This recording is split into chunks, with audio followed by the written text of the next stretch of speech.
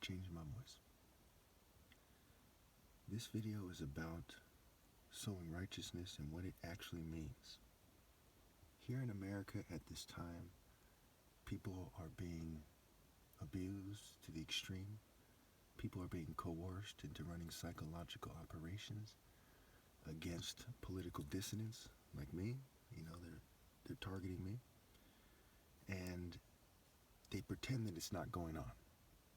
America is like the main propaganda nation of the world. It spends the most money on psychological operations as part of its military budget, what have you, and that includes domestic psychological operations. What they're saying by their actions and otherwise is that they want people to be in a dumbass culture, which is any culture that is not morally precise, right? If the culture isn't morally precise, it's stupid. It's stupid not to be a man if you're a male. It's stupid not to be a woman if you're a female. And vir in virtue means man, and of course vir in virgin means woman, but you don't necessarily have to be a virgin, depending on this, that, and the other thing. But you have to be virtuous to be a fair maiden. So they are saying to be in a dumbass culture, which is any culture that is not morally precise, or they will persecute you. Okay, that is a key part of the New World Order and of the American process at this time. And those of us here have every reason to believe that it's part of the processes of every country in the world. My next point is that this causes the average person, the person of average intelligence, to the person who is very wise, the most wise, me. It causes the person of average intelligence or greater to try to explain why death and persecution are preferred to being in their culture. Okay. That's what you'd expect, right? I'll say it flat out, I'm not going to be in a dumbass culture. I'm not going to give up being a man. I'm not going to give up being morally precise to the best of my ability. I'd rather be persecuted for the rest of my life. I'd rather be captured and tortured. I'd rather be killed. I'd rather kill myself if it came down to it. But I will never be in a dumbass culture. I will never give up moral precision as my core philosophy, motive, and way of loving God, what have you. My next point. Even the racist and corrupt founding fathers of America said, "Give me liberty or give me death."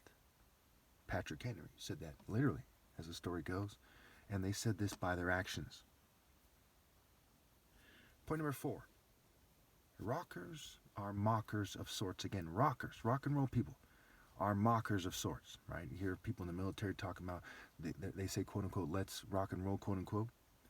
Okay.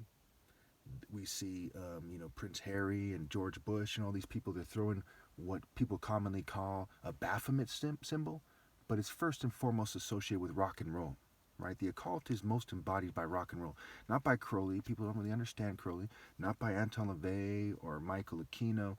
It's first and foremost embodied by rock and roll. That's where it's projected. That's where it's amplified.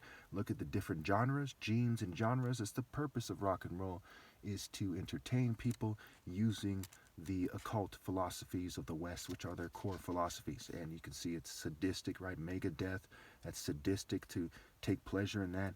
You can see in the various words and displays. Now, I'm not saying that Megadeth made their name deliberately to promote sadism.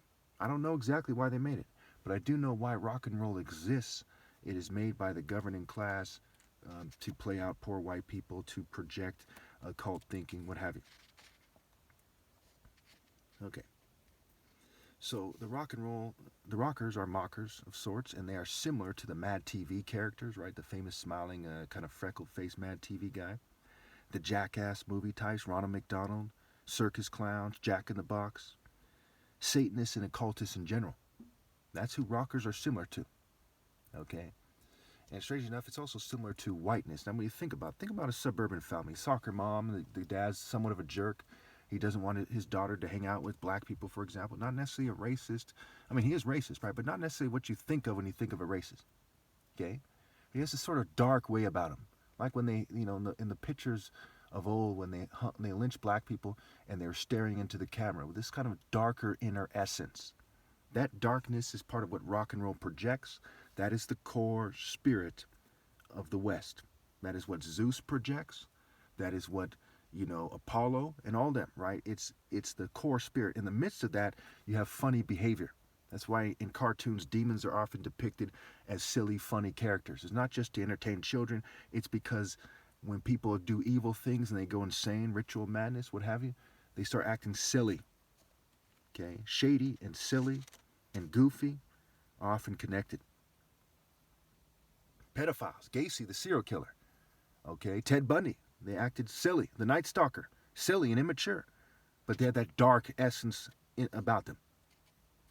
Now, so when we get into part 2, where I talk about Hosea 10,